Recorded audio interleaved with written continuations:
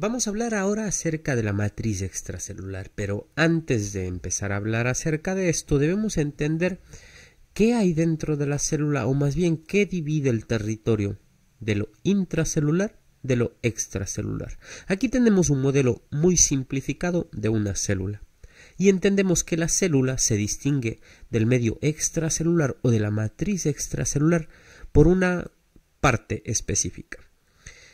Esta parte que la estoy resaltando aquí es a lo que le denominamos la membrana celular. La membrana celular nos permite dividir en compartimentos a una célula que se distingue, se diferencia del resto de células porque cumple funciones específicas. Por ejemplo, unas estarán especializadas en la contracción, en los músculos, por ejemplo. Otras estarán especializadas en la transferencia de un impulso nervioso, en los nervios. Otras estarán encargadas de secretar hormonas, el páncreas, por ejemplo. Cada una de estas células tiene una membrana celular que le permite tener dentro de sí organelas. Estas organelas intracitoplasmáticas, esto de aquí sería lo que vamos a denominar citoplasma. Estas organelas intracitoplasmáticas cumplen las funciones de las células y permiten que esta célula mantenga un metabolismo, mantenga sus funciones y básicamente la mantenga viva, aparte de que apoyan a las funciones para las que están dentro de cualquier órgano.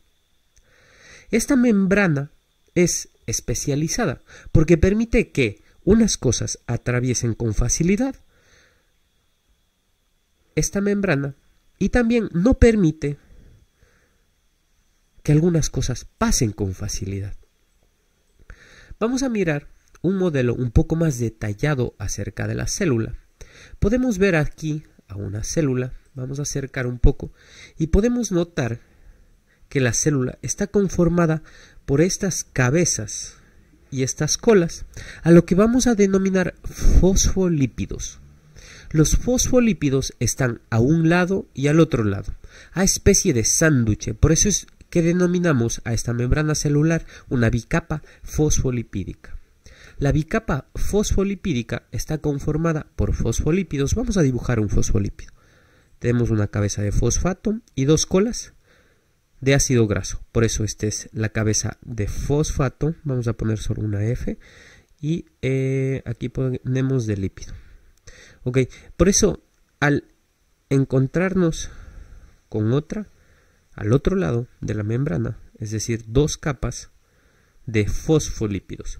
La parte del fosfato, la cabeza de fosfato, es polar.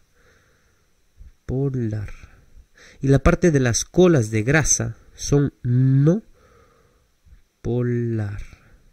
Quiere decir no polarizadas. Y cuando hablamos de polaridad, tal cual como una pila o una batería, tenemos un polo positivo o un polo negativo.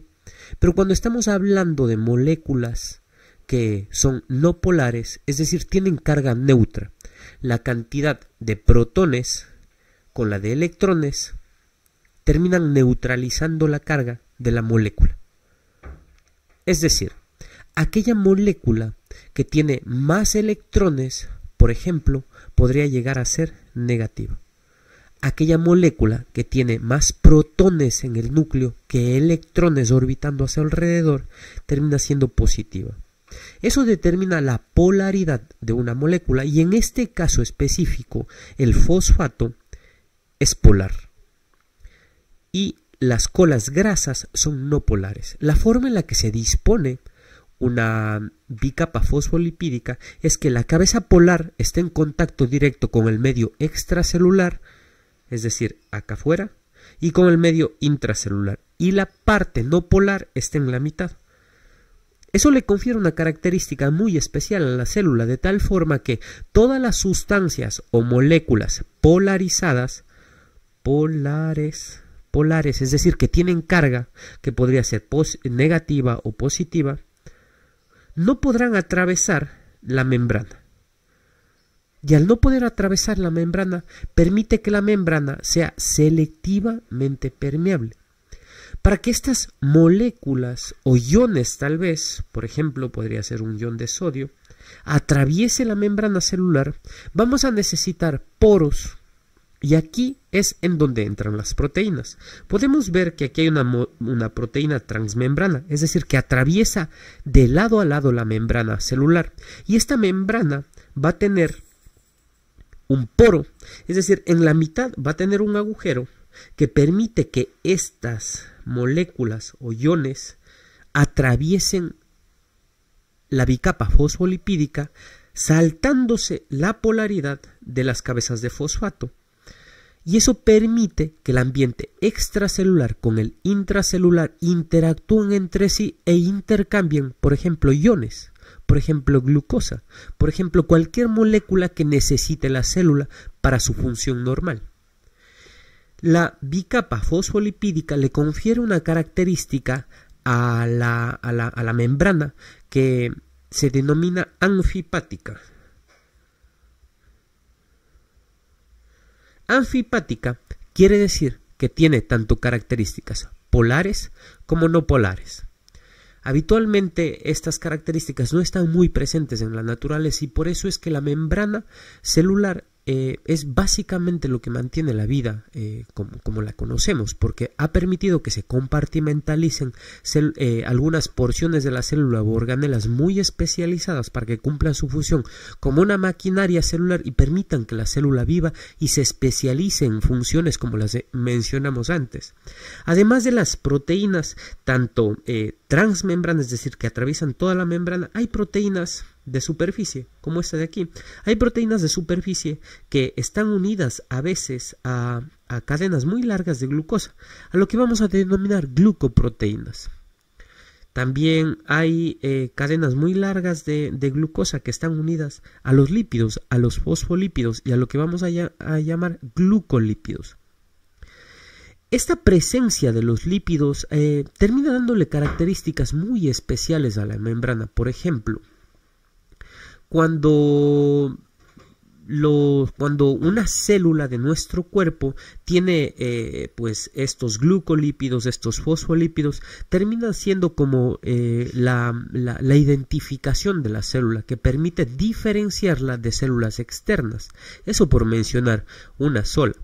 Pero en general la membrana como tal permite que separemos el ambiente extracelular del intracelular. Finalmente, aquellas moléculas que pueden atravesar la membrana celular podrían ser todas las moléculas, primero que sean pequeñas, para atravesar entre los espacios que generen los fosfolípidos, por ejemplo, el CO2, por ejemplo, el oxígeno. Estas pues dos moléculas son moléculas no polares, es decir, no tienen carga, son no polares. Por lo tanto, atraviesan con muchísima facilidad la bicapa fosfolipídica. Pero, y aparte de que son muy pequeñas, pero, ¿qué es lo que pasa con los iones como el sodio, como el cloro, como el calcio? Como podemos notar, tienen carga. Esto representa la carga, la diferencia entre protones y electrones de este átomo. El cloro tiene carga negativa, el sodio tiene carga positiva, el calcio tiene dos cargas positivas. Cuando estos átomos o iones quieren atravesar la membrana celular, no van a poder hacerlo porque la bicapa fosfolipídica, la parte del fosfato, la parte polar está hacia afuera y estas cargas no van a poder pues permitir pasar estos iones y más bien los van a repeler. En ese sentido, las proteínas que tienen los poros o los canales van a permitir atravesar a estos iones de esta forma, como lo habíamos mencionado antes.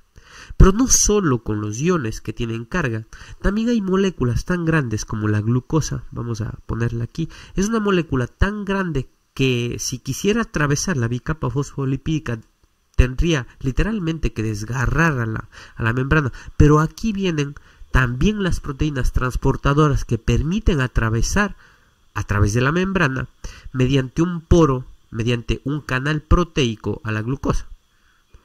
Es así entonces que la bicapa fosfolipídica puede comunicarse con el medio externo y de esa forma cumplir las funciones para las que pues se encuentra establecida dentro de cualquier órgano.